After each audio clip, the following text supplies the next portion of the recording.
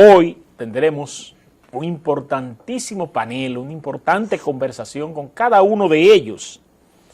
Y ellos nos van a contar su historia. Son personas que han tenido que romper muchas barreras en esta sociedad. Sobre todo esas barreras invisibles que nadie ve, que son esas barreras mentales, que comenzamos teniendo nosotros dentro y que nos las encontramos en la propia sociedad en su máxima expresión. Y sencillamente lo único que hay que hacer es romperla. Vamos a dar los buenos días y la bienvenida a nuestra querida colega, compañera de labores, Ana María Alexis. Buenos días y bienvenida. Buenos días, muchas gracias. Agradecida primero de Dios porque el estar vivo es el mejor regalo del mundo. Y gracias a usted por la invitación y sobre todo por dejarme acompañar por personas también emprendedoras como una servidora. Bien, te oye esa hermosa voz. Usted puede tener esa voz comercial cuando usted quiera. Gracias. Sí, una voz que, Ana María tiene una voz muy buena, porque es una voz que tiene un buen sentimiento, que eso es algo muy, muy valioso en la expresión. Papá Dios añade ahí a ese sentimiento. Sí. También está con nosotros nuestro querido amigo del alma, Brune de la Rosa. Buenos días y bienvenido. Buenos días, mi querido amigo Wilson.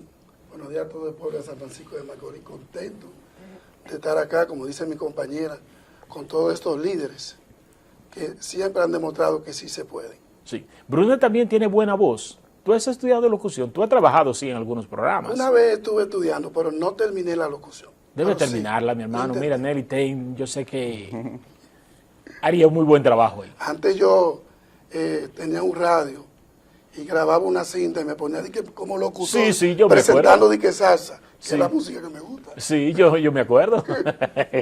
También nos acompaña Francelis Díaz. Buenos días y bienvenida.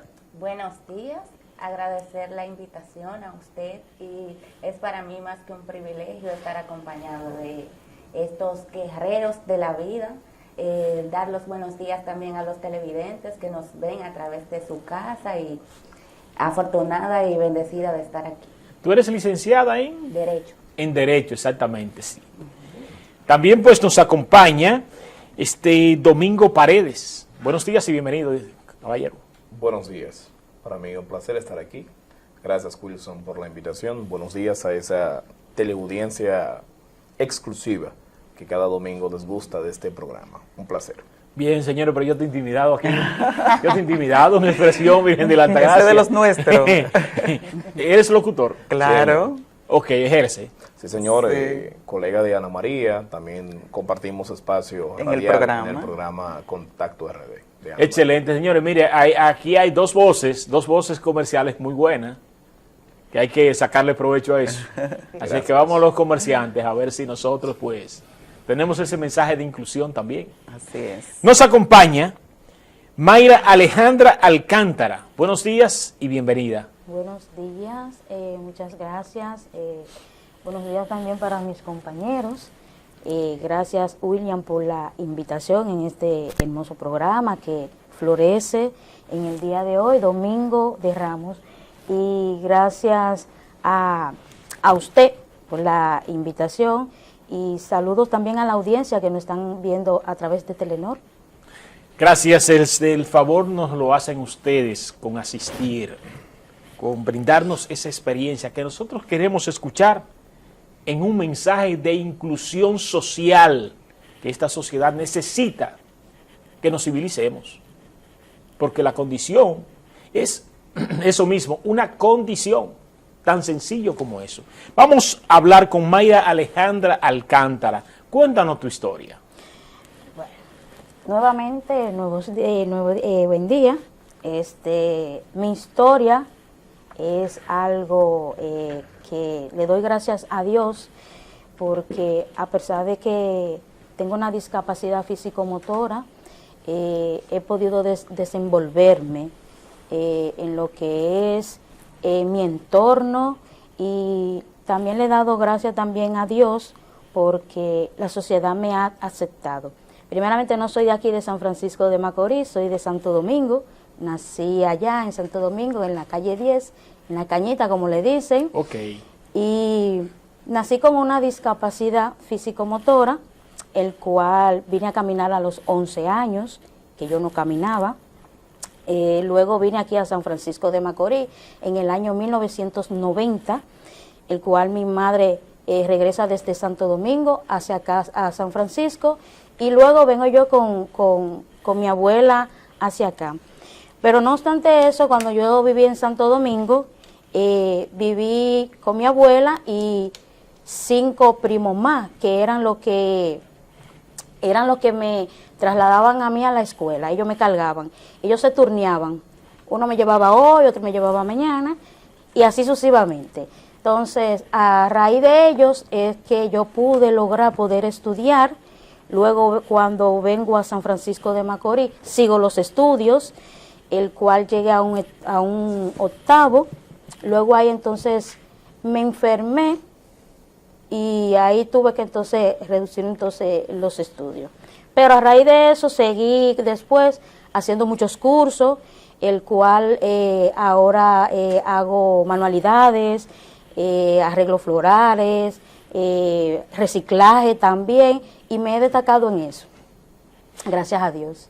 Qué bueno. En tus estudios tradicionales, ¿llegaste a la universidad? No pude llegar a la ¿Qué universidad. te pasó? Lo que te dije, me enfermé, no pude seguir, solamente llegué hasta ahí. Entonces ahí después lo que hice fue que me puse a hacer cursos. Entonces ahí luego en el año 1998 es cuando entonces ingreso a la Asociación de Personas con Discapacidad. Ahí comencé a conocer lo que es la institución.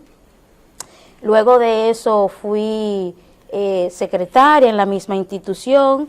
Luego de eso fui coordinadora del Círculo de Mujeres con Discapacidad CIMUDI, que es en Santo Domingo. Fui coordinadora aquí por 4 años. Entonces, luego también fui coordinadora de la Asociación de Personas con Discapacidad aquí en San Francisco de Macorís. Cuando tú asumes conciencia por primera vez en tu vida de tu discapacidad, ¿qué sentiste? Bueno, fue un poquito incómodo a lo primero, porque comenzar a caminar a los 11 años, el cual yo me arrastraba, yo caminaba de rodillas.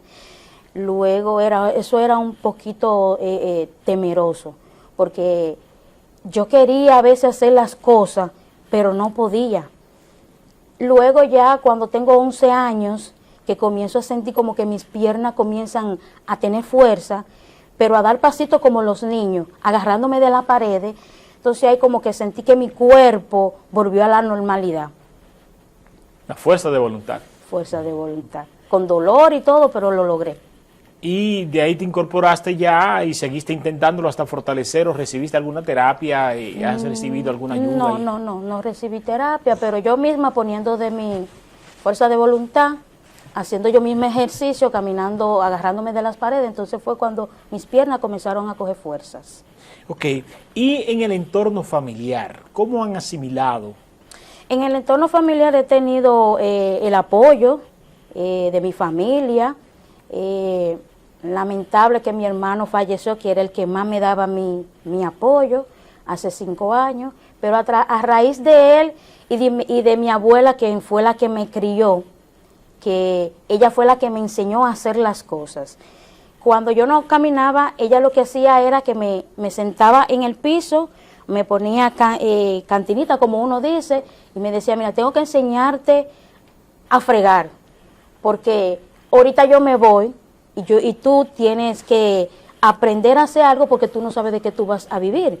Entonces mi abuela, yo me sentaba en el piso, ella me ponía cantinita y ella me decía, mira, se friega esto primero, se friega aquello. Entonces a raíz de eso, de mi abuela, fue que yo fui comenzando a aprender a hacer las cosas, que a fregar, que a cocinar y todo eso, porque a veces la familia, a veces cuando tienen una persona con discapacidad, a veces como que dice, no, tú no puedes hacer eso. Yo no, yo sí puedo.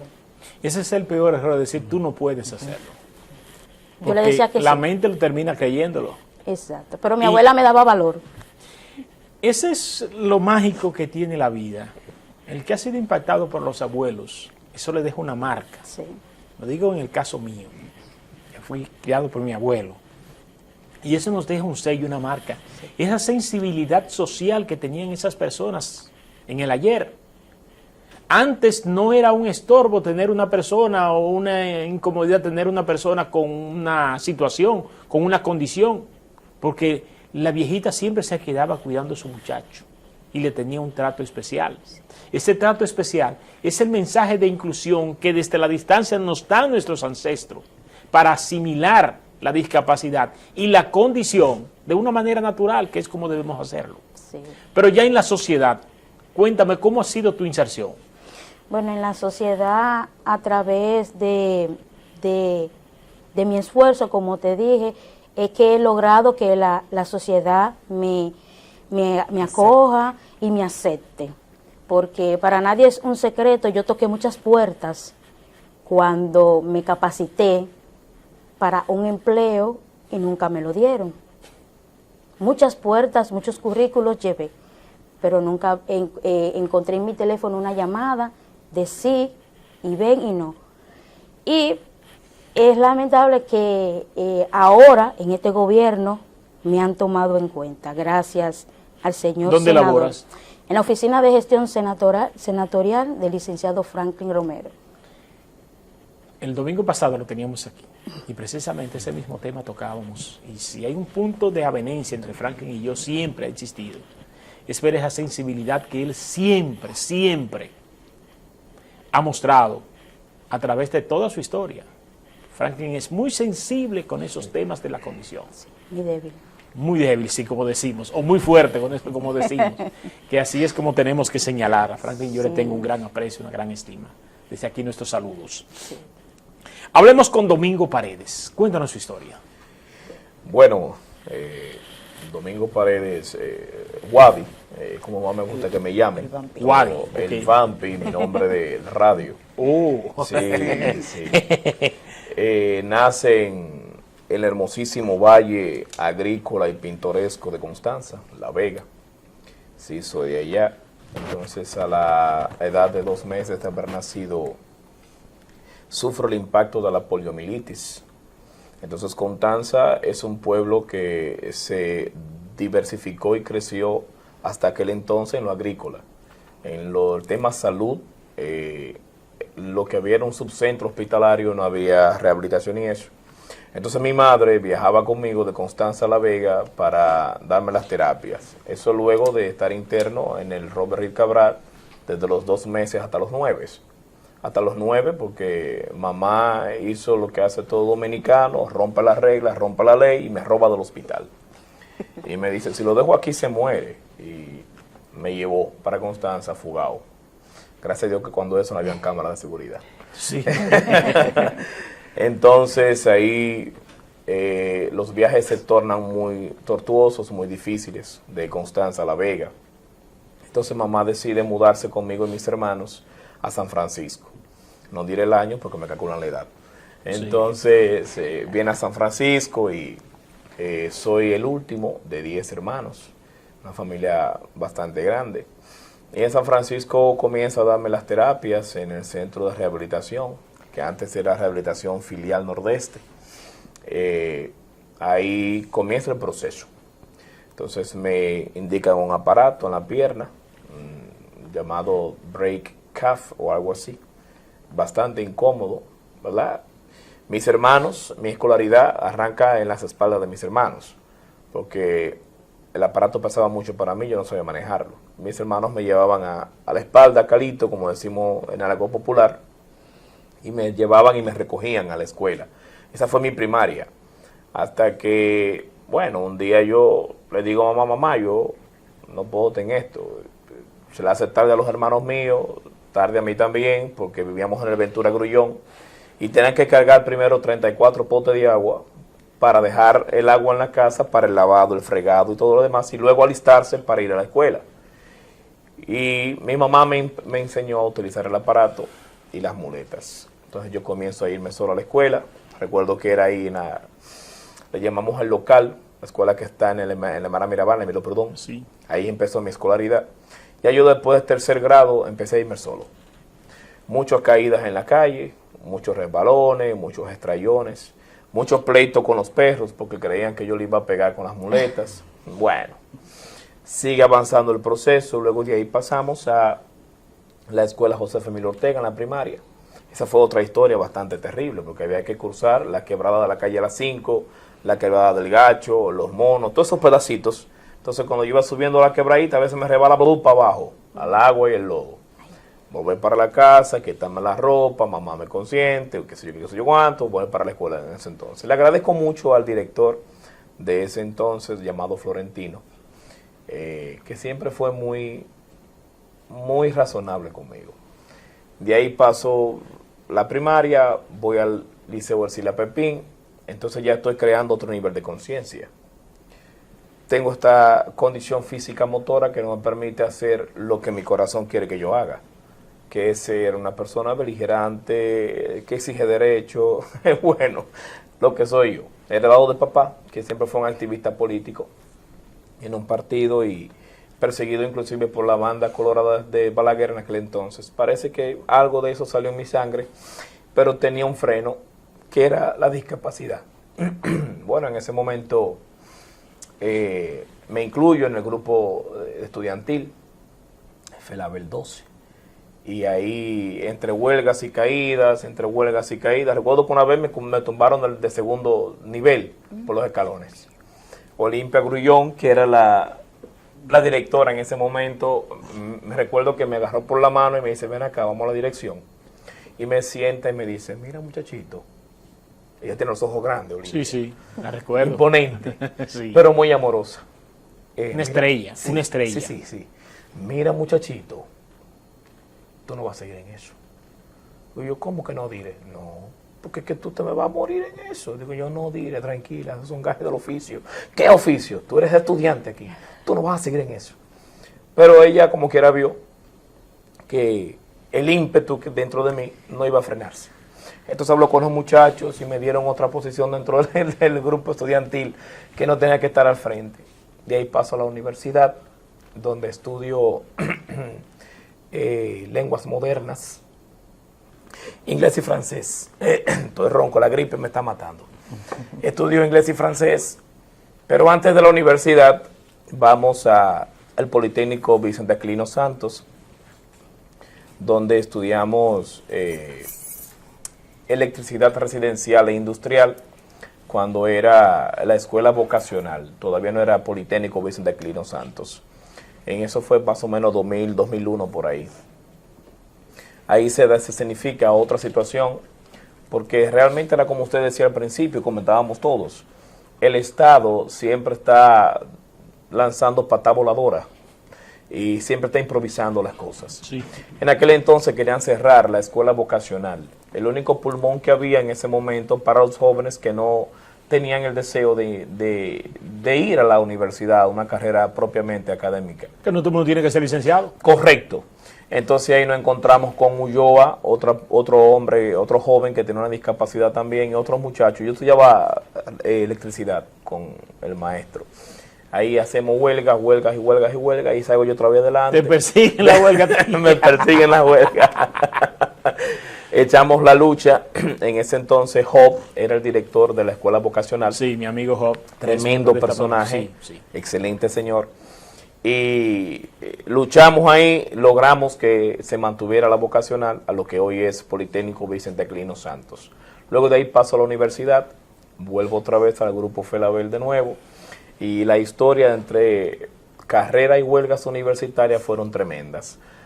Hasta llegar a los cuarteles, encarcelamiento, maltrato policíaco, galletas, estrellones, pistolas sobadas en la cabeza, un paquete de cosas. Eso es la normalidad del sistema. Que no, salvajismo. Correcto. Tenemos un sistema que supuestamente está a la vanguardia en lo que es la educación, la TIC, pero los que dirigen el sistema viven en la era del troglodismo. Entonces es una antítesis, no hay cómo entender eso. Ellos sabrán. Ahí paso a la universidad, me gradúo y nace mi primera niña. Caramba, y me estaba llevando checheré sin trabajo porque me pasaba lo mismo que a ella. Sé buen inglés, gracias a Dios, sé un buen francés, gracias a Dios, pero entonces tiene una limitante que los institutos, que tú discapacitado, con una segunda planta, que sé yo qué, bien. Me voy para Bávaro, porque tengo que mantener a mi esposa y mi hija. Voy para Bávaro con un hermano que está allá en Verón. a trabajar. Allá en Bávaro, Verón, incursiono en lo que son las clases privadas, tutorías de inglés, francés y español, y también en la radio. Alguien me escuchó hablar por ahí, digo, pero mira, ¿tú eres locutor? Digo yo, sí, me recordé de Anita. Pero tú eres locutor, digo yo, sí, y eso. Entonces, pues ven para acá. Trabajé un tiempo en Radio Dorada, allá en Verón, muy buena emisora, y me fue bien, no me quejo. Entonces de allá, mis hermanas, que son maestras, la mayoría, un saludo para ellas, que me están viendo, me dicen, mira, tú tienes que concursar para el Ministerio de Educación. Digo yo, que ser maestro para el ministerio, que bueno, tienes que concursar. Bueno, tienes que concursar, pues concurso. Yo con mis papeles, concurso. Y bajo de Bávaro, recuerdo, para examinarme a Santo Domingo, al Instituto Salomé Ureña, empecé a coger la guagua a las 4 de la mañana. Porque en Bávaro hay una particularidad. Las guaguas son amarillas, grandotas, y no se paran como aquí los carritos. Tú tienes que engancharte con ella corriendo. Ellas no se paran. Entonces yo no puedo engancharme con ella corriendo. Me dan las 6 de la mañana, desde las 4 parado frente a un comercio grande que hay ahí en Verón. Y pasa alguien en una guagua y me dice, ¿tú vas para Darío Contreras? Digo yo, no, por las muletas. Digo yo, no voy para Darío Contreras. Voy a tomar un examen y voy tardísimo. Es verdad, sí, móntate y vámonos. Bueno, veníamos bastante rápido. Eso fue un poquito chocante para mí porque cuando vamos a 100 y pico en la guagua, me dice, mira, esta guagua le gusta voltearse de vez en cuando. Digo yo, bueno, el señor que me ampare, y me amarro bien amarrado. Lo acepto que llego, participo, concurso, todo bien, y gracias a Dios que puso en mi gracia y paso el concurso de oposición docente para ser maestro. Pero vuelvo a trabajar para Bávaro, porque no es como ahora bastante rápido, se tomaba un tiempecito en eso. Pero en Bávaro me llaman que venga a San Francisco, que tengo ya mi nombramiento como maestro de idiomas. Y aquí vengo, volado, y asumo mi posición, mi postura. Recuerdo que he hecho un pleitecito en ese momento con quien era la directora del distrito 05, Mari Sosa, porque mi nombramiento salió supuestamente a la necesidad en Bandera, más allá de donde tú vives. Le dije, Mari, pero ¿cómo usted cree que yo, con esta condición que tengo, los 7,000 pesos que me va a pagar el Estado, lo voy en pasaje, y a eso le sumamos que el transporte público, no tiene nada de inclusión, porque te preguntan, ¿la muleta van? ¿La silla de ruedas van? ¿O te quieren cobrar un pasaje por la silla de ruedas por las muletas? Sí, bien. es pasaje. Entonces ahí dice, ¿qué vamos a hacer? Digo yo, no, usted sabrá qué hacer. Yo me quedaré aquí haciendo la hora, usted me ubica en San Francisco. Exacto. Ok, me quedé sentadito. Yo siempre he sido rebelde. Quizás sí, se nota. Y me quedo ahí con Marisosa una semana. Un viernes, recuerdo, un viernes cualquiera de esos, yo estoy sentado en una oficina, hay unos papeles regados ahí en la mesa y bueno, yo no encuentro qué hacer y comienzo a leer papeles y cosas. Veo mi telegrama que dice Domingo de Jesús Paredes Ventura, Centro Educativo Padre Brea. Entonces yo, cuando ella entra, le pregunto, pero si dice Padre Brea, Domingo de Jesús Paredes Ventura, a menos que alguien haya usurpado mi identidad, entonces ese nombramiento es el mío, porque usted me quiere mandar para allá, para Bandera. Si la escuela está ahí al lado suyo, ¿qué es lo que pasa? No, porque tú no te la estás leyendo. Me dio mi respectivo boche, yo me lo gané, lo asumí con autoridad. ¿Y lo ganaste? Feliz, sí, porque yo estaba leyendo lo que no me correspondía. Bueno. Pero entonces le dije, bueno, pero gracias a este boche que usted me está dando y hacer lo que no me corresponde, entiendo que ese es mi derecho de ir ahí. Y yo voy para Padre Brea. Y me paré, cogí mi muleta, cogí mi mochila y me fui a Padre Brea. Allí estaba la directora Victoria, Victoria. Y me dice, ¿qué usted hace aquí? Digo, yo soy maestro de inglés nombrado para este centro. ¿Y dónde está su telegrama? Cuando el distrito quiera enviárselo, usted lo recibe. Deme mi carga académica que aquí que voy. Y me senté en la dirección. Y ahí tengo ya 14 años en el Ministerio de Educación trabajando. Cuando debiesen ser los diferentes centros escolares que se debiesen estar peleando para cumplir con la inclusión social. Excelente. Eso hablábamos el otro día, Franceli, Brunet, nosotros, en otra actividad que estuvimos, donde el ministerio se jacta, se crece, se llena los pulmones, hablando de la inclusión. Y lo ponen en el texto.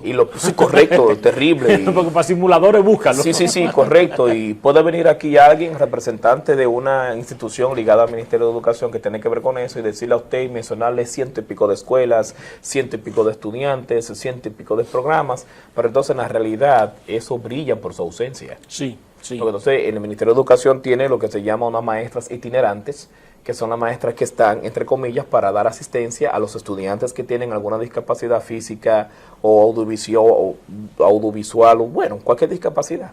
Pero entonces, cuando yo le he preguntado a ella, por ejemplo, hay un caso que lo voy brevemente. Hay un estudiante que es no vidente. Yo le doy clases a él desde que estaba en quinto de primaria.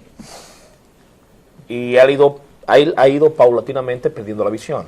Entonces yo le preguntaba a la maestra itinerante, ¿cuál es la solución que usted le está dando a él? Me dice, mira, los profesores tienen que escribir más grande. Ok, en la pizarra, perfecto. Lo que ocupa 3 líneas, hacerlo en 2. Y los demás estudiantes. Entonces son 45 minutos áulicos que tenemos. No podemos pasarnos los 45 minutos borrando y escribiendo, borrando y escribiendo. Bueno, un día llega, le lleva un monocular para que él haga esto y mire la pizarra y haga esto y escriba. Pero el estudiante tiene problemas de visión a la distancia y visión cerca. Entonces, cuando no le funciona, le lleva un pedazo de lupa, recuerdo, bien gordo el cristal, para que él con el monocular mirara la pizarra y con la lupa entonces se acostara sobre el cuaderno y escribiera. Entonces yo le digo, esa es la solución que usted le está dando a ese estudiante. Entonces, ¿de qué consiste el programa? Explíquemelo, no lo comprendo. No hay políticas No para existen. eso. No Entonces, existen. Aquí te ponen correcto. la inclusión en un texto, Sí. ¿verdad? Sí. Y leyendo el texto son excluyentes. Exacto. Leyéndolo el texto Sí, ya son excluyentes. Claro que sí. Claro que sí. Porque no se entran a la realidad, sino que se quedan desde fuera. Porque Correcto. aquí lo que se busca son los cotejos. Sí, Porque aquí se vive de correcto. cotejos, de indicadores. Sí. Pues, a nivel internacional nos están evaluando por cotejitos la inclusión. Sí, claro. La cosa. Y llegan los fondos. Correcto. ¿Me entiendes? Pero en la práctica no lo vemos porque aquí se construyen escuelas. Y ustedes ven los espacios de las escuelas, ¿verdad? Sí. Para el desplazamiento. Sí, de los espacios de la escuela, ahí le puedo yo decir todo un programa en el próximo domingo si gusta, porque me hice dirigente de la ADP, seccional San Francisco, tengo 6 años como dirigente ahí. Por ahí mando un video donde estoy en una marcha Sí, la pusimos. con los muchachos y eso. Entonces, la inclusión no solamente se trata de, como yo siempre he dicho, construir una rampa mal construida o llevar unos tubos gruesos que son fríos como los muertos a los baños. No, eso no es inclusión. Tienen que ir más allá de lo que la palabra engloba. Y para los maestros, que yo sé que no solamente yo soy el único maestro con una discapacidad, el Estado no tiene una política que identifique, como usted dijo hace un ratito, que el maestro Domingo Paredes está en la escuela Padre Brea, vamos a ver que tiene una discapacidad motora, vamos a ver cómo nosotros arreglamos, incluimos, preparamos, organizamos el centro para que ese maestro pueda desarrollarse a plenitud en lo que sabe hacer. Exactamente. Yo duré 10 años subiendo y bajando a la tercera planta, que eso me generó aquí un problema en el manguito rotador del brazo derecho. Dios mío. ¿Y preguntaron eso? No, nadie. Espero que Dios no nos tome en cuenta muchas cosas de otras tantas. Quiere el Señor. Sí. Conversamos con Brunel Santos, Brunel De la de la Rosa. Brunel Santos es un médico amigo mío, de cirujano del Centro Médico Dr. Ovalle. Brunel de la Rosa, buenos días. Buenos días. Bueno, Bienvenido. Mi historia es la siguiente. A mí me dio el polio a los 25 días de nacido. Nosotros somos 9 hermanos. Soy mellizo. Tendría que contar la doble, pero va con la doble. Nosotros, pues, después de los 8 años, yo tuve una situación muy difícil.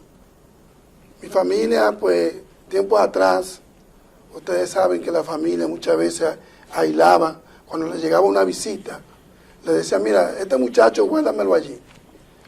Que se quede en el cuarto o ponlo en el patio a jugar cuando llegaba una visita. Y yo a veces me quedaba mirándolo, teniendo ya 8 años. En esos tiempos no había ni contenedor, porque yo nací en el sector de Hermana Mirabal, en la Gatón de Lines. Sí. Lo que le decían Callejón Mata Larga. antes. Óigame, y para yo pasar un puentecito de madera, cada vez que yo quería caminar, porque eran 4 patas que yo caminaba, ahí venía Brunet, pan, y se caía en el hoyo, lleno de lodo. Y decía, bueno, yo voy a seguir hacia adelante. Cuando se arregla la calle, a los pocos tiempos, nosotros decidimos, había una zapatería que le llamaban Calzado del Mundo, que era de... Salcedo. Sí, no, esa estaba acá, perdón, Calzado del Mundo no, Bonilla. Ya Calzado del Mundo fue la última que yo trabajé. Cuando estamos ahí en el barrio, yo dentro le pregunto al dueño de la zapatería que yo quiero trabajar. Y él me vio mis condiciones. ¿Y qué tú vas a hacer, mi hijo? Mira las condiciones tuyas. Bueno, se me negó. Voy yo tranquilito, gritando a mi casa, porque no me dieron la oportunidad. Mi papá había comprado una limpiabota para la familia, y como siempre pasaban gente por ahí que veían las condiciones de uno, y querían como darle 1 peso y 2 pesos, resulta que la limpiabota, yo dije, bueno, yo voy a aprender a hacer algo. Cuando me iban a dar 1 peso, yo le decía, no, tráigame un par de zapatos, que yo quiero ganármelo. Yo no quiero que me den. Y así la gente se acostumbraba. Ese fue mi primer empleo. Limpiar botas en mi casa, porque yo no podía caminar. Y un día, pues, llega una persona pidiendo. Y yo estoy cerca de la cocina de mi casa y me voy arrastrando. Y le digo, mire, papá Dios me dio 2 pesos. Uno para usted y uno para mí. Mi papá, que está en la cocina, ve la opción, lo que está pasando, y camina donde estamos nosotros y me dice, pero mi hijo, ¿y qué es lo que tú estás haciendo? Pero en vez de que él te esté dando a ti, tú le estás dando a él. Digo, no papi, yo nací para servir. Y si Dios me tiene vivo hoy, es por un propósito. El Señor se fue, me deseó muchas bendiciones. Un día salgo yo corriendo y me da un cacazo en una mesa de hierro, de esta mecedora que venían antes. Y poco a poco comienzo a agarrarme de la mesita, para poder el equilibrio, porque yo no caminaba. Bueno, y un día pues comienzo a agarrarme de aquí, porque como yo tengo un pie más corto que otro, a la melliza le afectó el polio, pero no tanto como a mí, porque a mí me dio completo. Como ustedes pueden ver, a un lado del cuerpo que está más fino que otro. Eso quiere decir que yo duré 9 meses en el hospital de Santo Domingo, dándome los primeros auxilios ahí. Pero gracias a Dios, estamos aquí. Y yo le decía a mi padre en ese entonces, yo voy a salir hacia adelante. Mi mamá y mi papá me dieron buena educación. La sociedad en ese entonces, yo jugaba con ellos, soldadito. A mí siempre me ha gustado los muñequitos de robot, cuando yo era pequeño. Y jugaba con los soldaditos. Ponía un papel con una vela, de que haciendo una película. Muchachada de antes. Pero de verdad que yo me crié solo. Porque mis hermanos se iban todos a trabajar, a compartir con los demás. Y como yo no podía salir, yo me quedaba en mi casa. Los amiguitos del barrio eran los que me acompañaban. Siempre he sido una persona inquieta que me gusta inventar. Yo hacía patinetas y en los contenedores los muchachos nos empujaban.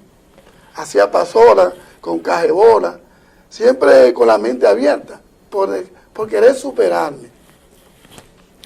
Y luego volví a la zapatería. Y ahí el hombre entonces me dijo, sí, ven, vamos a trabajar, vamos a ver qué tú puedes hacer. Yo era ayudante.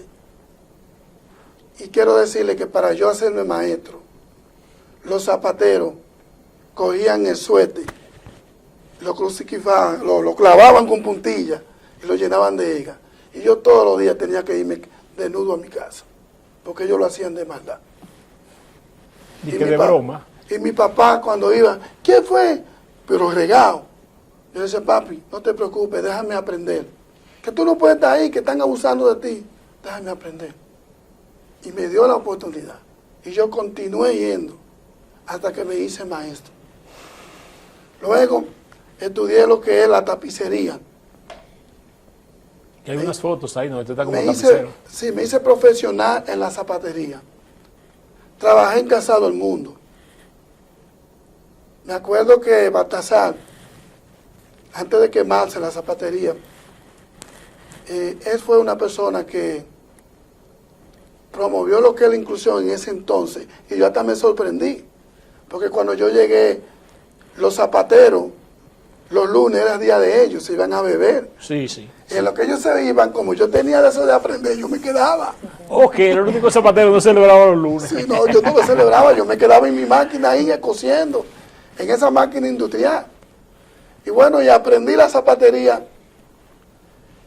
Y después, pues, formamos lo que es, como dice nuestra compañera Mayra, formamos lo que es ASODIFIM, Asociación de Personas con Discapacidad, lo cual yo soy uno de los fundadores. Estaba en ese entonces Rafael Santos, que Dios lo tenga en gloria, que falleció. Y un grupo de personas que formamos eso en el 93. Hoy en día soy presidente del Movimiento Social por la Inclusión en la provincia de Duarte de personas con discapacidad. Y director del Departamento de Atención a la Discapacidad del Senado.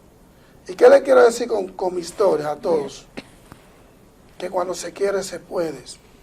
Yo llegué, en lo que tiene que ver con la educación, llegué a octavo. Luego me puse a estudiar en prepara, llegué a primero. No lo continué, porque tiempos atrás, para nosotros enamorarnos era un tiempo difícil. Antes a ti no te hacían caso, por las condiciones que tú tenías. Tú te enamorabas de una muchacha y lo primero que te decía, la compañera de la otra, mira, esos muchachos te van a salir con problemas, mira el problema de él. Y había una discriminación total, tiempos atrás. ¿Se ha superado esa discriminación Claro. en la parte sentimental? Sí, se ha superado porque hemos demostrado que tenemos familia, nos hemos superado, aunque cuando hablamos de la inclusión, son pocas las personas que nosotros podemos señalar que han promovido, que están promoviendo la inclusión, tanto en los medios como en la oficina pública, cuando se habla del señor senador, que ha promovido lo que es la ley 513, que ha dado oportunidad. Sí, porque No. las instituciones de aquí son tan débiles que dependen no de la institución, sino del incumbente. Sí. Si el incumbente pone empeño en las cosas se hacen. Así es. De lo contrario, la debilidad institucional es tan marcada en nuestro país que depende de eso. No, y cuando me refiero a los programas, me refiero a usted, porque en verdad, cada vez que nosotros veníamos a hablar del sector de la discapacidad, cuando yo era presidente de la asociación, ustedes me abrían la puerta. Claro. Aquí puedes tú promover tus actividades, aquí tú puedes reclamar tus derechos. Sí. Y aquí yo venía cada domingo. Y de verdad que te agradezco. Hubieron algunos programas que después que vinimos acá también se motivaron. Pero de verdad que nosotros quisiéramos aprovechar el momento también para decirle a los empresarios que vamos a promover lo que es el 2%. Para decirle a la empresa Telenor, hoy estamos aquí, pero nosotros no podemos jugar a los superhéroes. ¿Por qué le digo esto? A los superhéroes. Porque cuando se habla de educación, hay pocos personas con discapacidad profesionales.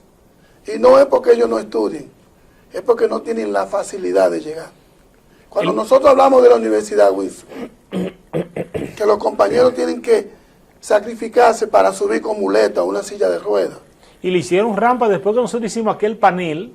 ¿Tú te acuerdas que hicimos un panel Sí. sobre la discapacidad? Me parece que fue el primero que hicimos.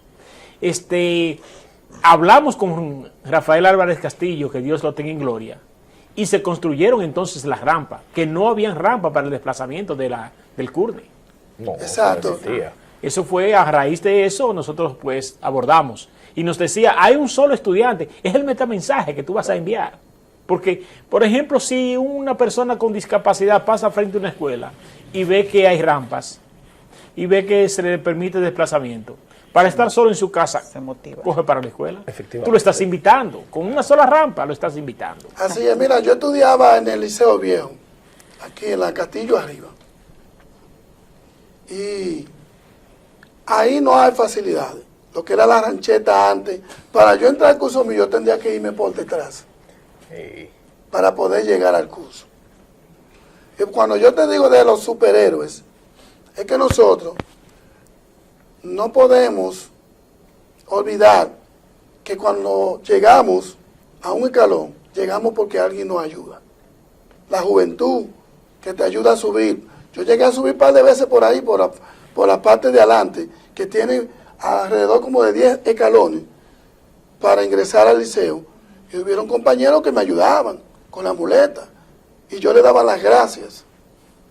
Entonces, la educación tiene que ponerse más en serio con esto. Dejar lo que es la publicidad e irse a la realidad.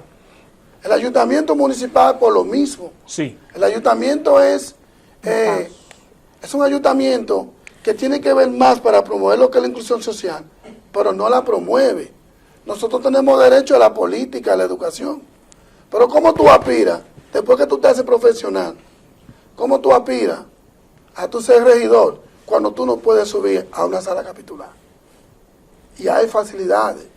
¿Cómo tú puedes ir a la gobernación, que hay espacio para hacer un ascensor, a tú hablar de un proyecto? Porque nada más no es que una persona con discapacidad vaya a decir, yo necesito esto. No, yo también necesito ayudar a nuestro país. Tenemos propuestas, pero no podemos ponerla en práctica. Yo soy de los que digo que la inclusión tiene que ir más lejos. Hasta que ustedes no se propongan o la sociedad no lo entienda, que ustedes deben de estar en los espacios de toma de decisiones.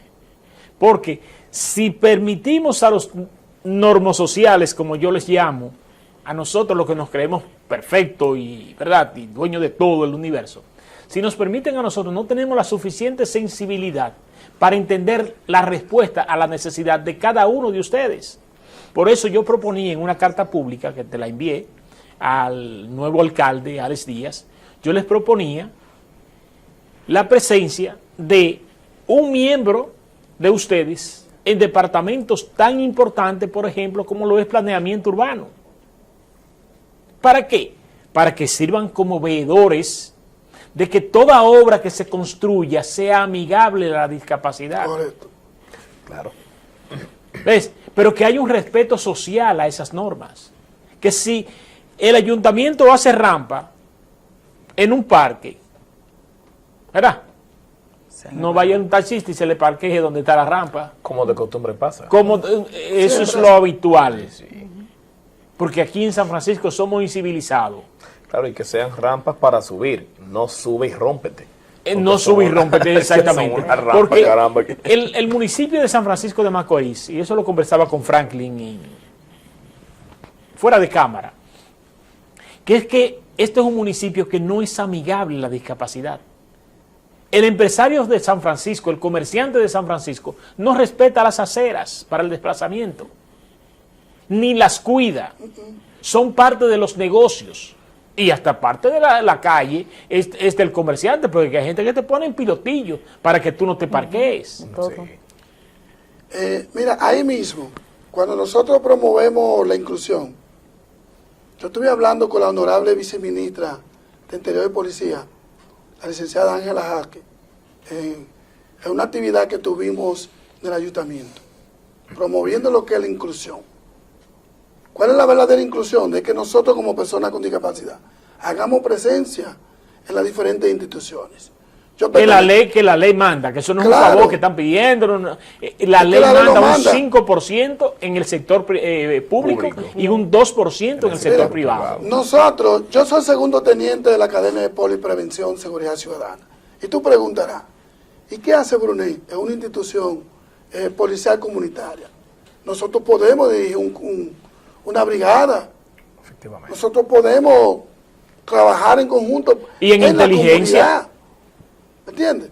Planeación, planificación. Y ese es el objetivo. Nosotros tenemos que tratar que todas las instituciones sin fines de lucro, todas, tiene que haber una persona con discapacidad haciendo presencia. Sí. Y que esa persona ayude al sector con discapacidad. Porque inclusive hasta la inteligencia del Estado debiese emplear para que no sea la delincuencia la que se apodere, producto de la vulnerabilidad, que se apodere y maneje. Por ejemplo, aquí hubo un hecho, fatídico hecho, Sí. donde estaba inmerso una persona con discapacidad. Así es.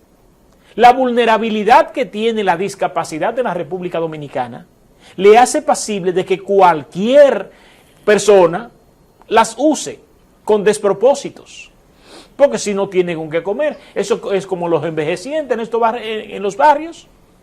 Si el envejeciente en el barrio no tiene la asistencia social del Estado, por ejemplo, que está abandonado, y el que le lleva el potecito de aceite, el arroz y el arenquito es el delincuente, ¿a quién le van a favorecer? Al delincuente. Por eso nosotros vimos en Campita con el Kiko famoso La Quema. Kiko La Quema, Muchos todo el problemas. mundo arrodillado. ¿Por qué? Porque son zonas muy vulnerables, muy deprimidas, económicamente hablando, y el delincuente, que es el proveedor, pues se gana la simpatía Efectivamente. de las personas que viven allí. Entonces el Estado, de manera inteligente inclusive, debiese tomar en cuenta la discapacidad para incorporarla y hacerla productiva.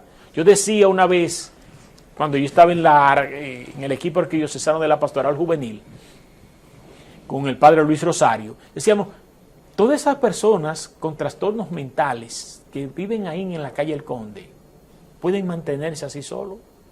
Ahí había una persona que te cogía con un lápiz, y te hacía un boceto, y te pintaba idéntico. Imagínate esa persona con un buen trato, con un Estado que lo custodie, que le dé garantías donde poder ir a dormir, que no estuviese que dormir en un parque. ¿Qué tanto podía ser productivo? Y sobre todo, sentirse útil en la sociedad. Lo que pasa es, mi hermano, que es que no hay régimen de consecuencias. No lo hay. Porque existe el CONADI, Consejo de Discapacidad, Que lo que preside. no está funcionando. El nombre del Ahora, si CONADI. tú me dices a mí, El nombre nada más existe. si tú me dices a mí que el CONADI se descentralice y que esté en todos los pueblos y que hable de proyectos y que promueva la ley. Y que sean los Entonces, yo te digo, discapacitados, las personas con discapacidad, los que estén que lo dirigiendo. maneje, pero entonces CONADI está en Santo Domingo. Ahora mismo para tú tener una certificación médica, tú tener el derecho de tener el certificado de CONADI para entrar dentro de los proyectos sociales del gobierno. Es difícil. Porque tú te puedes mover, pero hay que estar en el campo, hay que estar en cama. Y saber las buenas carteras que se compran con esos recursos. Sí. Correcto. Eso es lo duro. Y Eso es hace- lo duro. Y hacer una acotación a lo que dice el compañero Brunet. Yo soy certificado por CONADIS. Yo me certifiqué por CONADIS porque una amiga que trabaja en un banco me dijo, mira, ¿tú estás certificado? No, pues yo voy para allá a certificarme. ¿Tú quieres ir conmigo? Yo, sí, no hay problema. Yo por querer siempre estoy flaco. Camina, vámonos. Y me voy con ella y solicité todo y me certifiqué. Y aún después del certificado, permíteme decirte que yo no conozco, o no sé, no entiendo, de qué manera entonces CONADI, con esa certificación, me ayuda a mí, o me facilita, o me gestiona, porque el papel de CONADI es ser el gerente, ¿verdad? ¿Cuáles son los beneficios? Entre yo, persona con discapacidad, y el Estado, ¿cuáles son los beneficios a los que yo puedo acceder? O los programas, porque no es regalo, no. Es Facilidades. programas que me facilite a mí acceder a una mejor condición de vida. Por ejemplo, el programa de viviendas, que tiene el Estado ahí, que es un boom, un asunto, una qué sé yo qué, bla, bla, bla. Yo me registré hace 4 años. No encuentro ni cómo comunicarme con ellos en la actualidad. Y cuando viene a ver te le dan una cuarta planta. Y cuando... Si la dan, Correcto. Es posible. Correcto. Entonces, Sí. correcto. Entonces, la certificación en sí, ¿para qué te servirá? ¿Qué pasará después de eso? Es la simulación y la hipocresía social que hay en este mundo y sobre todo en este país. Porque es algo que siempre he visto. Conozco lo que son los indicadores y lo que son los programas internacionales y los requerimientos que tienen los países para insertarse a esos programas. Y eso obedece a ese tipo de políticas, pero políticas que solamente se ven en los papeles, pero que a la hora de, en la práctica, dista mucho de la propia realidad. Pero con un cotejito eso se resuelve. Que estén los indicadores y que lleguen los fondos. A Francelis Díaz, quien nos va a contar su historia. Buenos días nuevamente a mis compañeros, a usted, agradecer la invitación. Buenos días nuevamente a quienes nos ven desde su casa. Mi nombre, como usted lo acaba de decir, es Francelis Díaz. Nací con una parálisis cerebral infantil que me fue diagnosticada a los 2 años aproximadamente. Producto de ella, hasta los 4 años de edad no caminaba. Cuando empecé a caminar utilizando mis manos, pues no tenía fuerzas en mis pies para pararme normal. He sido sometida a varias cirugías también por esta condición. Soy la segunda de 3 hermanos. En cuanto a mis estudios, inicié primero recibiendo clases en mi casa, porque producto de la misma condición y de que prácticamente vivía entre médicos y hospitales buscando mejorías para el diagnóstico y lo que se podía hacer en ese entonces, no podía asistir a la escuela. Tenía una maestra que desde la escuela iba una vez a la semana en mi casa, me daba todas las tareas de la semana completa. En la siguiente semana me corregía las tareas que me había dejado y me dejaba las nuevas. Esto hasta aproximadamente los 7 años de edad, que es cuando yo hago conciencia, que recuerdo que hace unos momentos atrás usted le preguntó a uno de los compañeros que están aquí, que cuando hace conciencia de su condición. Yo aproximadamente la hice como a los 7 años de edad, que es cuando yo digo, no, yo tengo que hacer algo para yo poder ir a la escuela y tener una vida normal. Entonces empecé a analizar qué yo podía hacer para poder hacer eso, porque no contaba con andadores, ni muletas, ni nada de eso. Lo que tenía era una sillita de lo que les regalan a los niños para que uno se aprenda a sentar solo y eso. Bueno, pues eso yo lo empecé a utilizar como mi andador. Ese fue mi primer andador. Yo en vez de sentarme en ella, lo que hacía era que me desplazaba con ella hacia la escuela. Entonces ahí es que inicio ya a recibir clases de manera normal, junto con otros niños. Ya cuando empiezo a hacerlo, lo hago, gracias a Dios, de una manera totalmente normal, con una acogida y una aceptación, gracias a Dios, muy buena de parte de los maestros y los compañeros de clases. Y así me luego, ya como a los 10 años por ahí más o menos, es que empiezo a utilizar los andadores y ya empieza todo a hacerse más fácil para mí en cuanto al desplazamiento. Entonces, nada, tengo unos estudios primarios en diferentes escuelas, pero no producto de mi condición como tal, sino que nos mudábamos mucho. Entonces, por eso estudiaba en diferentes escuelas, pero fue un desarrollo, vamos a decirlo, de manera normal, dentro de la conciencia de mi condición. Yo, gracias a Dios, siempre he sido consciente de mi condición. Eso quiere decir no que yo me limito por la condición como tal, sino que yo he adecuado todo lo que yo he tenido que hacer y necesitar a la condición. O sea, si yo no lo puedo, si una cosa usted la va a hacer de una manera y yo no puedo de esa manera, pues yo le busco una manera o 2 más de hacerla que mi condición me permita hacerla sin ponerme en peligro físicamente ni de ninguna otra manera. Entonces termino mi escolaridad primaria de manera normal, gracias a Dios buena, como le dije.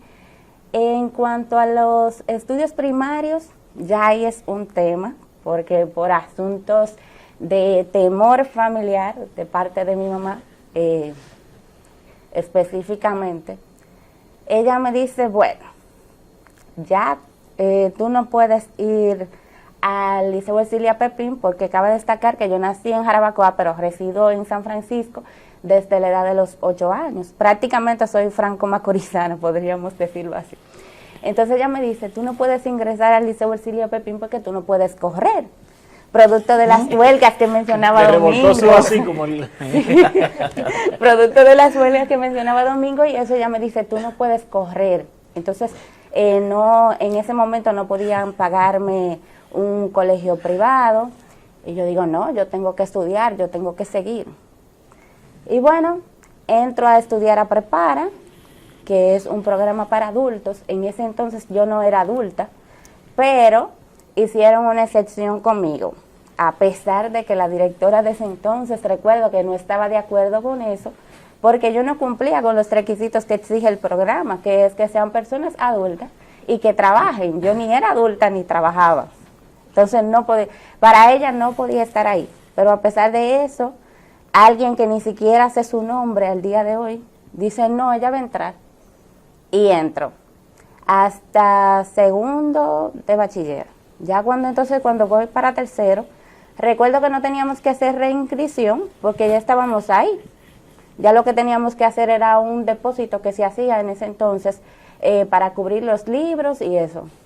Y cuando llego a tomar la clase, ella me dice, no, tú no puedes estar aquí. Le digo, ¿cómo y por qué? Si yo estoy inscrita ya. Me dice, no, tú no puedes porque el cupo se llenó. Y uno de mis compañeros dice, pero si el problema es el cupo, yo me voy para los siguientes días. Recuerdo que ellos están en clases lunes y jueves y martes y viernes. Pero yo no podía martes y viernes porque la persona que me llevaba no podía esos días, porque esa clase la dan de noche. Y me dice, no, tú no puedes estar aquí. Bueno, traté, no pude seguir ese año, recuerdo, pero eso no fue un límite, porque entonces lo que yo hice fue que el siguiente año hice tercero y cuarto de manera acelerada. Y terminé los estudios secundarios, gracias a Dios, con éxito, a pesar de esa situación que se dio.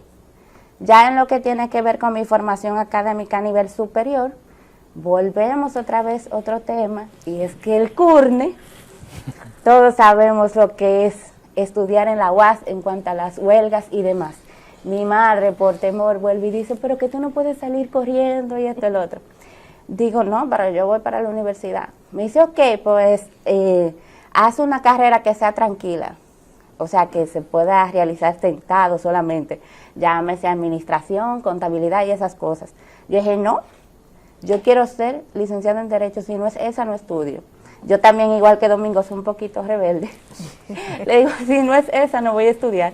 Me dice, ok, está bien, inscríbete entonces. Entonces entro en el año 2010 a realizar la licenciatura en Derecho. Ahí, gracias a Dios, conté con el apoyo de maestros, estudiantes, los grupos estudiantiles que a veces me tiraban y me decían, mira, no venga, que hoy va a haber problemas. O si estaba ahí, me decían, amor, ven acá. Y cuando, vete, que se van mal. Y a veces me daba tiempo, a veces no. Me tocó encontrarme algunas veces que no me daba tiempo de salir y tenía que esperar que alguien me pudiera asistir para salir por la parte de atrás, que como dicen en buen dominicano, me pudiera dar una bola, porque no podía salir por adelante corriendo, ni por ningún otro lado corriendo, porque no podía correr. Pero gracias a Dios conté con mucha ayuda, como acabo de decir, de todos, y pude terminar la licenciatura en Derecho. Y posteriormente, un año después de terminarla, ingreso nuevamente a la UAS a hacer una maestría en Derecho Constitucional y Procesal Constitucional, la cual también terminé, gracias a Dios, con éxito y con la misma ayuda que había contado en la licenciatura. Vamos a decir lo que yo me volví en cierto modo famosa, porque tanto el personal docente como administrativo y los estudiantes, no solo de mi carrera, sino de otras carreras, ya me conocían y me decían, ven para ayudarte, esto, lo otro, porque en todo mi transcurso de estudio en la UAS, una sola materia me cambiaron para la planta baja. Las demás eran en una segunda, en una tercera, con una mochila, con un andador y con la cosa propia de mi condición, que era todo un tema. Pero gracias a Dios nos pudimos desarrollar ahí de manera satisfactoria. En lo que tiene que ver con el ámbito laboral, yo ingresé en el año 2018 a la Regional de Salud Nordeste a través del programa de formación e inserción laboral que cuenta Rehabilitación, filial San Francisco. Yo entré a ese programa, tuve diversas formaciones y a través de ese programa ingresé a trabajar ahí hasta el día de hoy. me encuentro laborando ahí. Gracias a Dios yo podría decir que he tenido una aceptación y una inserción de manera normal y satisfactoria en la universidad, en la sociedad, perdón, pero que esa inserción y esa aceptación ha iniciado por mí y por mi familia, que gracias a Dios también desde el día 1 hasta el día de hoy he contado con su aceptación y apoyo como una persona totalmente normal, salvo algunas cosas que creo que para toda familia es normal, que nos quieren cuidar un poquito, pero ya cuando uno dice no, yo puedo, ya entonces lo que hacen es que apoyan a uno a que sea más fácil poder realizar todas las actividades de una persona, llámese normal. Excelente historia. Retos y desafíos. Sí, que no solamente que sean superados, sino que son del día a día. Yo siempre digo que día a día todos los seres humanos tenemos retos y desafíos, pero las personas con una condición, sea cual sea, tenemos más y que son todos los días. Y el primer reto y el primer desafío es superarnos a nosotros mismos. Porque cualquiera que nos ve aquí dice, pero no le dio miedo tal cosa, mira esto, el otro. Sí. No, nosotros primero tuvimos que superarnos nosotros y después salí a decir, no, pero yo le voy a demostrar que sí, que yo puedo, a dar el 101%, un poquito más que todos, pero primero nos superamos a nosotros y aprendemos nosotros a aceptarnos como tal, con la condición como tal, y saber que, como usted dijo al inicio, es una condición, no nos limita en nada, o sea, podemos realizar todas las actividades que puede realizar una persona sin condición, solo que algunos de nosotros debemos de adaptarlo a nuestra condición por seguridad, no porque no podamos realizarlo como tal. Ciertamente, hay algo que a uno le da en la madre, como decimos, y excúsenme el término, pero ver las peripecias que se pasa para estudiar, Sí. cuando fueran las instituciones las que debiesen abrir las puertas. Por ejemplo, Nosotros tenemos una universidad privada aquí en la ciudad. Sí. Esa universidad privada debiese, por sus valores y principios de la inclusión, por abrazar la fe, debiese tener una visión de inclusión y salir en búsqueda de esos jóvenes que tienen limitaciones para incluirlo dentro de su plan de docencia. pero yo podría decirle que en cuanto a la educación, todo lo que engloba la educación, una de las mayores limitantes, aunque está en la en los diferentes centros educativos, desde el nivel primario hasta el nivel superior, una de las principales limitaciones no son los centros educativos como tal, son los medios para llegar a esos centros educativos. Por ejemplo, como decían mis compañeros, yo no he sido la excepción en cuanto a que los medios de transporte o me dejaban o tenía que pagarle doble. Ay, esto Conchito baja. Sí, o me decían, no, yo no te puedo, yo te quiero llevar, pero no te puedo llevar porque tú montando te va a durar mucho. Entonces voy a perder tiempo porque el que viene atrás de mí, le hablo, por ejemplo, en cuanto a las guaguitas, porque los carritos son un poquito más flexibles en cuanto al tiempo. Pero las guaguas, que era lo que yo utilizaba para ir a la universidad, me decían, no, yo no te puedo llevar porque tú vas a durar mucho más para montarte y el que viene detrás de mí entonces me va a alcanzar o me va a coger el que está delante y no puedo. Pero que Dios no tome muchas cosas en cuenta a nosotros. Y en cuanto a los carritos, tenía que pagarle doble para que no me montaran uno al lado o para Pero que se Dios sentaran no montando. tome muchas cosas en cuenta, porque si no, la toma toda. Es derechito que nos manda. Llegar es lo más difícil. Llegar Ana María a eso. Alexis, cuéntanos tu historia. Reiterarle las gracias en primer lugar por permitirnos, Pero soy yo que tengo que dar las gracias. por darnos el poder de poder informar a la teleaudiencia de su prestigioso programa. Bueno, por lo visto somos turistas, algunos acá, porque no somos ninguno, bueno, excepto Brune, de acá de San Francisco de Macorís. Soy nativa de Nagua, pero adoptada de San Francisco de Macorís. Soy la número 6 de 8 hijos que tuvo mi hermosa madre. Mi condición, llamada distrofia muscular, vino en el maletín, o sea, cuando nací. Sin embargo, no se desarrolló hasta los 14 años y meses de edad, en el que los primeros síntomas fueron falta de fuerza, pero casi no se notaba. Desde los 3 años de edad hasta los 14 viví una vida prácticamente normal, viviendo o compartiendo con mis amiguitos y hermanos, pero entonces a los 14 es cuando empiezo a sentir esa parte fuera de lo normal, en la que caminaba de una manera diferente. Si me llamaban a la velocidad de que fuera una emergencia, no podía responder de esa forma, tenía que tomarme mi tiempo. Sin embargo, todavía Ana María podía hacer una vida casi normal. A los 17 años de edad es cuando sí descubrimos que es distrofia muscular a través de un estudio médico realizado ya acá en San Francisco de Macorís, puesto que precisamente es a los 14 años que vengo a vivir acá a San Francisco junto con 2 hermanas. ¿Por qué nos desplazamos de allá, de Nagua, de un campo llamado El Guarapo? Porque en aquel entonces el lugar era muy precario para estudiar, en donde yo tenía que viajar a unos 7 o 11 kilómetros, y a veces teníamos que hacerlo a pie o pidiendo bolas. Entonces, por esa razón, mis hermanas arrastran conmigo hacia acá para buscarme una mejor manera de poder seguir estudiando. Sin embargo, cuando vivíamos acá en Ugamba, precisamente, también era una batalla porque ya la distrofia había avanzado y la carretera que me conducía de mi casa hacia la escuela era una cuestecita en la que me costaba subir, me burlaban, que por qué yo la subía de esa manera.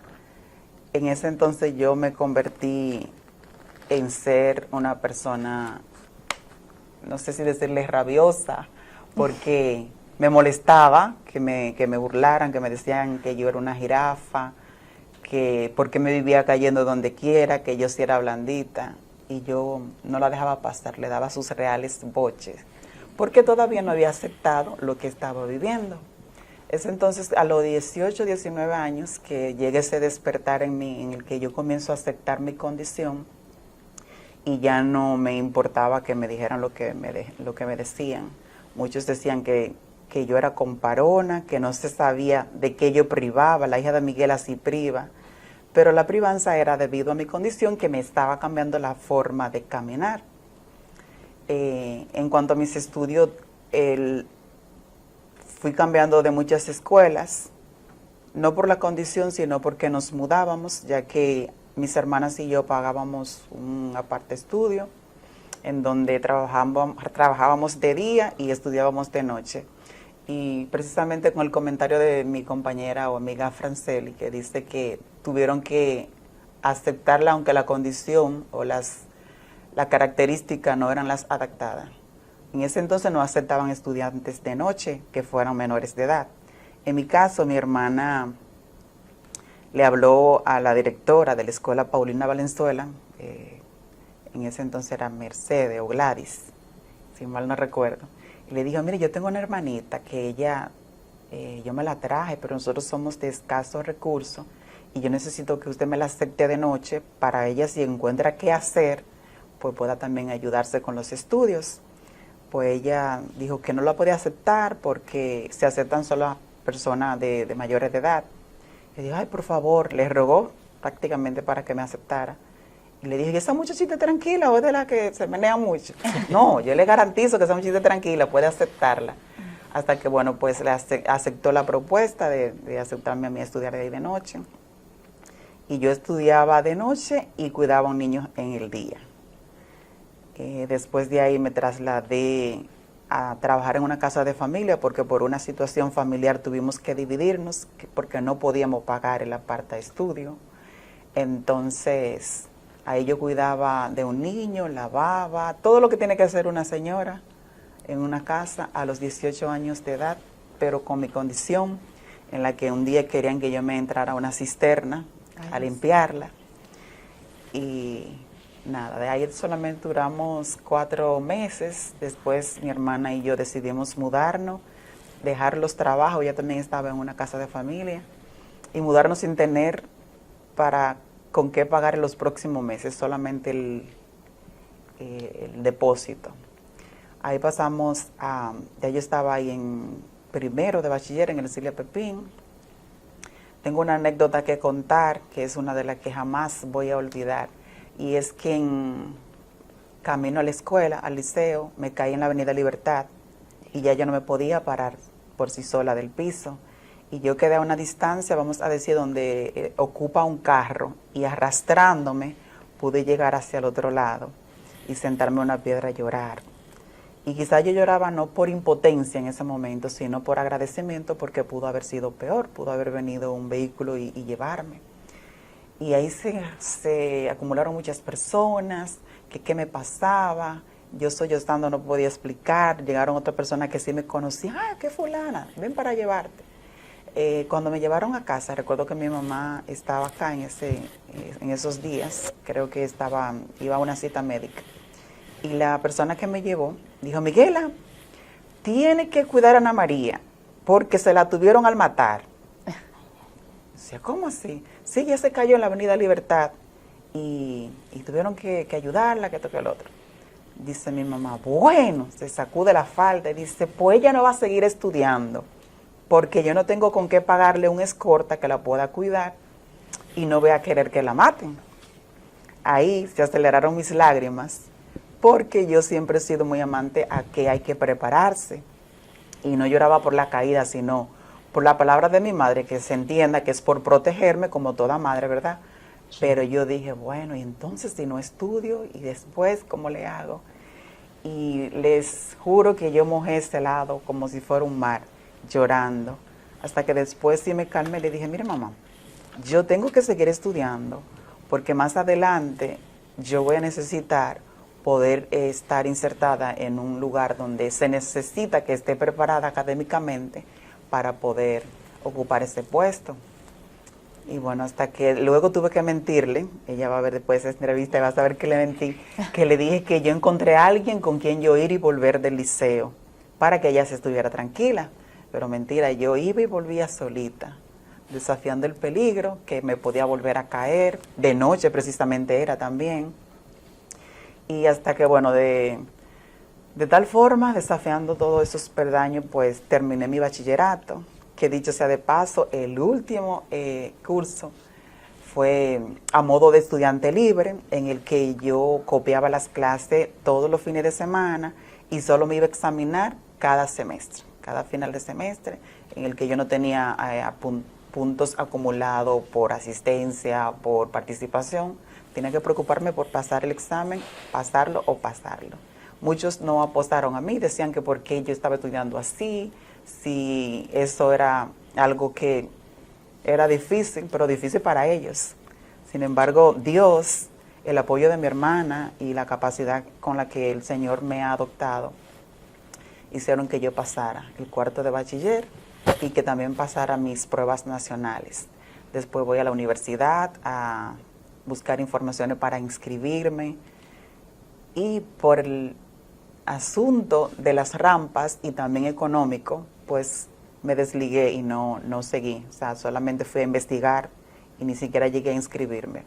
Pero se prendió esa lucecita en la que me dijo Dios, ve a IBI Radio, pregunta, ¿cómo se puede estudiar comunicación sin tener que ir a la universidad? Que recuerdo que a Joaquina Méndez le hice esa pregunta y me dijo, allí en la escuela profesor Otto Riveras. Pues me dirigí inmediatamente, estudié rompiendo muchos peldaños porque era en un segundo nivel, en el que yo lanzaba la mascota y subía 3 escalones, volvía y los recogía, subía la mascota 2 escalones más, y así pasamos 1 año y meses estudiando hasta lograr obtener el título como profesional del micrófono. Gracias a Dios, esto fue en el 2006. Y antes de graduarnos ya estamos insertados en los medios de comunicación, de manera como observadora, en otros programas en el que quizá me daban una pequeña cuota. Recuerdo también una anécdota, que yo solamente salía con el pasaje, a veces ni para comprar una fundita de agua. Y Nemesia Ortiz, que es una persona muy apoyadora de las personas que desean seguir hacia adelante, me regaló un guineo maduro. Y yo dije, bueno, aquí tengo la comida de este domingo. Yo estudiaba los domingos y de por ahí mismo iba al programa Acontecer 2000, a veces sin comerme ni siquiera una galletita. Y ese día ella me regaló ese guineo maduro y yo vi como si eso fuera un manjar hecho por el restaurante El Dorado. Entonces, alguien compró agua, yo le pedí un poquito y ya estaba preparada para ir pues, a la pasantía al programa Acontecer 2000. Y nada, de perdaño en perdaño terminamos la locución. También soy una persona que me gusta participar en organizaciones para obras sociales como Psicolatidos, el Colegio Dominicano de Psicólogos, cuando me necesitan ahí estoy.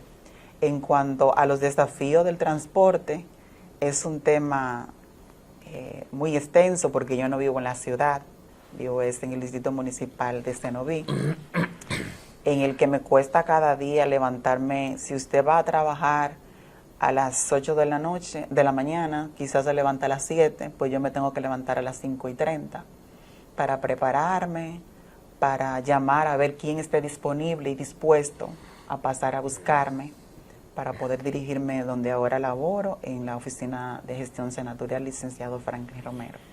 Y volviendo un chin hacia atrás, también fui agraciada por el programa de inserción laboral, puesto que trabajé en rehabilitación, y fue una bonita experiencia porque mirar a personas con desánimo, porque en rehabilitación va personas con diferentes condiciones, y que me encontraran cantando en el área que yo estaba, siempre contenta, y que a pesar de que también me veían en una silla de ruedas, decían, ¿y cómo tú lo haces? Dije yo, porque soy agradecida y sé que estar vivo es uno de los privilegios más hermosos que el arquitecto nos ha dado, entonces hay que aprovecharlo. Entonces llegaban personas a veces llorando, pero salían riéndose. Sí, sí. Y esto es una satisfacción y agradezco bastante a Dios y también a mis familiares que aunque en algún momento quisieron cohibirme, decirme no salga, porque te vas protección. sola. Sí, sabemos que por protección y que a nosotros es que nos corresponde educarlos a ello para que puedan tener ese % de seguridad en nosotros, o sea, de confianza, depositarnos esa confianza y dejarnos volar por cuenta propia. Porque si no fuera así, nosotros que estamos acá, estos 5 damas y caballeros, no estuviéramos contando la historia de este modo, fuera otra. Si no hubiésemos llevado de los familiares o de amistades que dicen tú no puedes, no te exponga al peligro que la sociedad te impone, estuviéramos quizá esperando que nos llevaran el pan a la casa y no fuéramos, de hecho, ejemplo para otros que no les falta un dedo, que no usan muletas, que no usan silla de ruedas, pero que tienen una condición mental en la que se han propuesto a decir yo no puedo, aún teniéndolo todo, aún papi y mami pagándote los estudios, aún teniendo todas las facilidades del lugar. Sin embargo, la mente, tú has dicho yo no puedo. Entonces quiero aprovechar, no sé el tiempo que tenemos, para decirte que si Dios te dio la oportunidad de nacer, de ser un ser humano, la piedra tiene una función, el árbol tiene una función, pero el ser humano tiene muchas funciones y está dotado de muchísimas capacidades. Solamente nosotros tenemos que descubrir cuál es el norte a seguir y no limitarnos a hacer oído sordo a aquella persona que te dicen tú no puedes, y utilizar esas capacidades.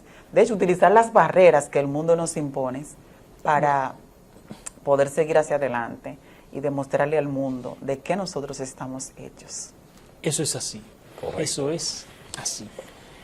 Son historias enriquecedoras que nosotros precisamente la contamos con 2 razones. Una, por eso que tú dices, para que la gente se dé cuenta y todos nos demos cuenta de las grandes potencialidades que tenemos.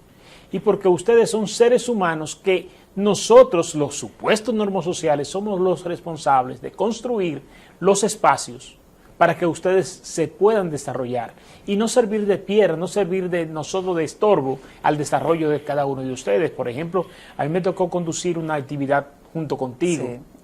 y tengo el orgullo de haber aprendido de ti, de haberme sensibilizado, de entender muchos propósitos. En esa maestría de ceremonia que nosotros hicimos juntos, con mucha capacidad tú la desarrollaste. Gracias. ¿Ves?